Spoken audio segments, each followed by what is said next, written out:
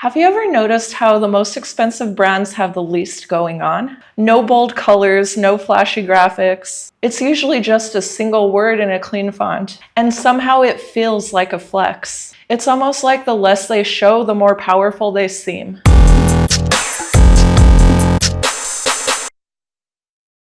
Hi everyone, I'm Candice Bobchak. I'm a graphic designer, an artist, and an all-around design nerd. Today we're diving into why luxury branding is so minimalist. We are going to cover the psychology behind it, some design history, and how you could apply some of these strategies to your own work, even if you're not designing Louis Vuitton. So let's go. So minimalist branding isn't just about making it look clean.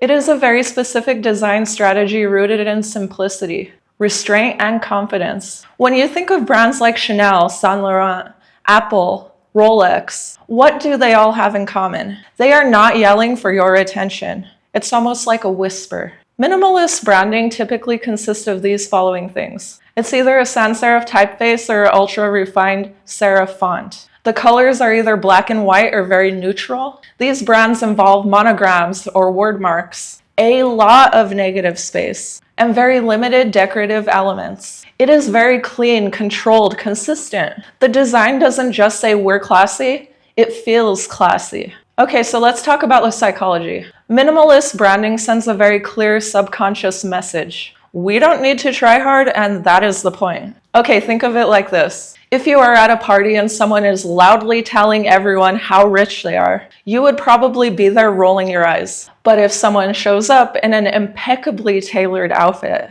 gives a polite nod, and then disappears into the VIP section, that says a lot more. And luxury brands, they work the same exact way. They are subtly confident. The design doesn't have to scream because the brand already assumes that you know who they are. And that type of confidence is exactly what makes luxury brands so attractive. There is also this concept of scarcity. Loud branding is often associated with the mass market, where subtle branding feels more rare and exclusive and special. The idea is, if you know, you know. Okay, and this is where we get into the anti-logo trend. Brands are removing their name from products entirely and letting the product speak for itself. Think Bottega Veneta's leather bags. No name, no logo, just a vibe. Okay, and where did minimalism all start? Much of minimalist branding today can be traced back to mid-century modernism and also Swiss design principles. Designers like Josef Müller-Brockmann,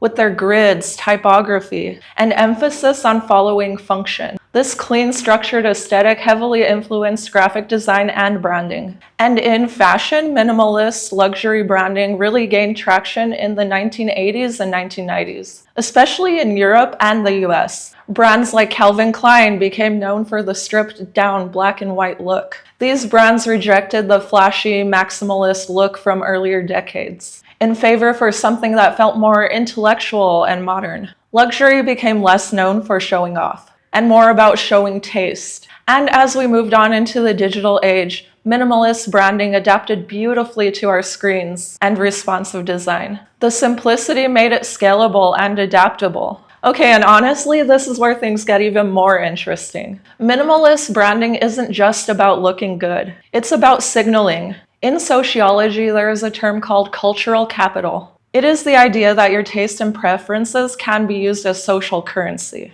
So when someone carries a plain black bag with no logo, but you know it's from the row, that is taste. That is insider knowledge, and that feels powerful. It actually draws a line between the luxury world and mass consumerism. While fast fashion goes with maximalist, loud logos, bold prints, and chaotic designs, luxury brands pull back because there's no need to compete for attention. They already have it. Minimalist branding is more than aesthetics, it's strategy. A sparse design screams premium quality. It is the visual version of an expensive whisper, and it works across the entire customer journey. Retail spaces are clean, minimal, almost museum-like. White walls, a few items on display.